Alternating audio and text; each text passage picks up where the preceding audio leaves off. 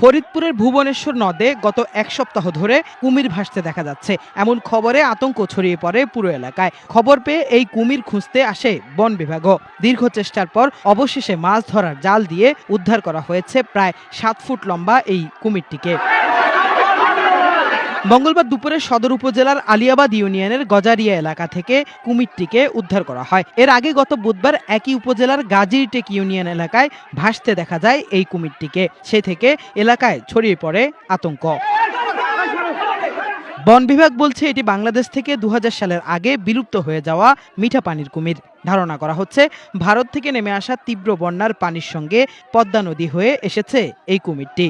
এই কুমিরটি দীর্ঘ এক সপ্তাহ যাবত আটক করে আমরা খবর পাই এবং আমরা গত 3 দিন যাবত এই কুমিরটিকে ধরার জন্য আপ্রাণ চেষ্টা চালাই। এলাকার স্থানীয় ইউপি চেয়ারম্যান এবং মেম্বার সহ আরও স্থানীয় যে জেলে সম্প্রদায় আছে তাদেরকে নিয়ে এবং আমরা আজকে সকাল 11টা থেকে আমরা এই কুমিরটির জন্য কয়েকবার অভিযান চালাই। মানুষের দীর্ঘ ভিড় এবং উপচে পড়া মানুষের ভিড়ের কারণে আমাদের উদ্ধার কার্যক্রম যদিও ব্যাহত হয়, অবশেষে আমরা দ্বিতীয় দফায় চেষ্টায় কুমিরটিকে সফলতার সাথে ধরতে সক্ষম হই।